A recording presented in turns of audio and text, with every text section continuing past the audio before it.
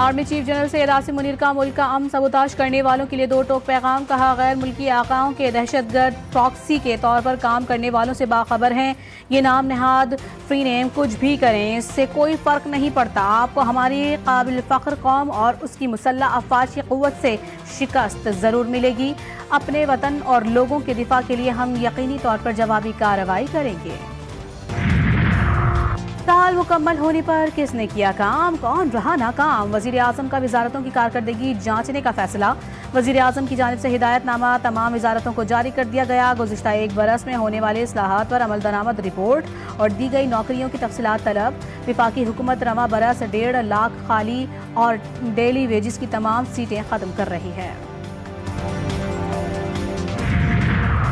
और ICC champions trophy का पाकिस्तान में दूसरा टूर शुरू। चैंपियंस ट्रॉफी का सफर शेखुपुरा से शुरू हुआ। तारीखी हरन मीनार में ट्रॉफी की नुमाइश की गई, जिसके बाद ट्रॉफी फैसलाबाद पहुंची। फैसलाबाद के इकबाल स्टेडियम में तकरीबन रोनुमाई सजी।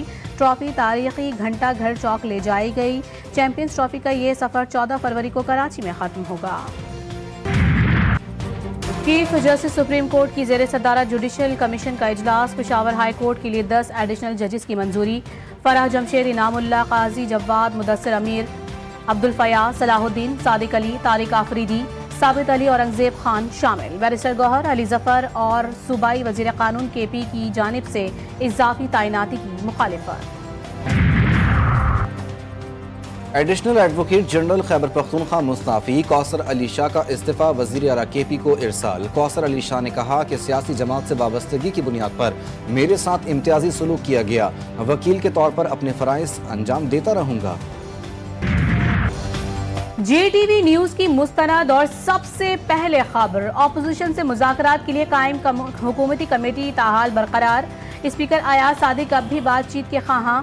तर्जुमान कौमी असम्बली के मुताबिक अभी तक मुज़ाकराती कमेटियों को बाकायदा डी नोटिफाई नहीं किया गया।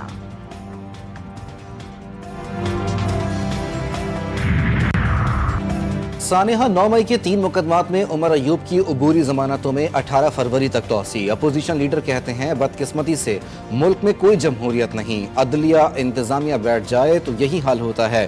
पंजाब पुलिस को चैलेंज करता हूँ, वो बलूचिस्तान में दाखिल होकर दिखाए। इंसदाद दहशत गर्दी, अदालत के बाहर गुफ्तगू।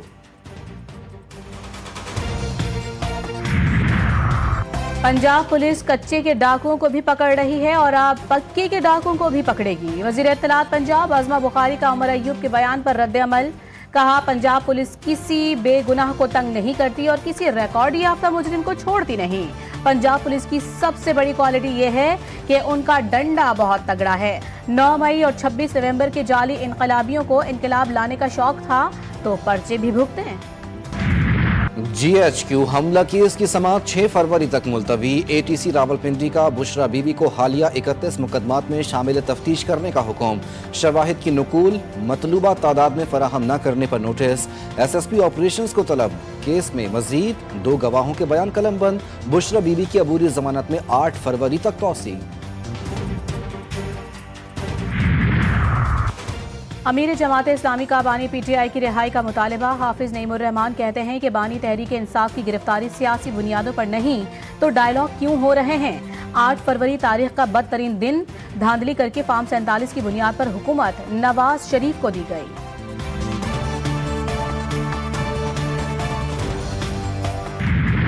एडमिट किया है, अब उनकी असेसमेंट कर रहे हैं, साइकेट्रिक असेसमेंट। और पहले दिन से ही जिस तरह की इनकी वीडियोस आ रही थी उससे भी बज़ाहिर लग रहा था कि she is having some psychiatric issue, जिस तरीके से वो बिहेव कर रही थी। और बहरहाल हम असेसमेंट उनकी कर रहे हैं और हमें भी लग रहा है कि उनका ज़हनी तवज़ुन ठीक नहीं है। अमरीकी खातून शोबा नफ्सियात में दाखिल। जिना अस्पताल शोबा नफ्सियात के सरबराह डॉक्टर चूनी लाल ने कहा कि खातून पर जहनी दबाव बढ़ा है। बज़ाहिर लग रहा है जहनी तवाज़ुन ठीक नहीं है। अवाम से दरख्वास्त है वीडियोस बनाना बंद कर दें।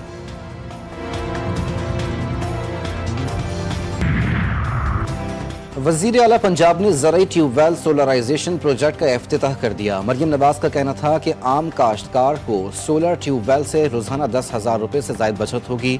सोलर मनसूबा काश्तकारी में इनकलाब लाएगा। पैदावारी लागत में नुमाया कमी, काश्तकार खुशहाल होगा।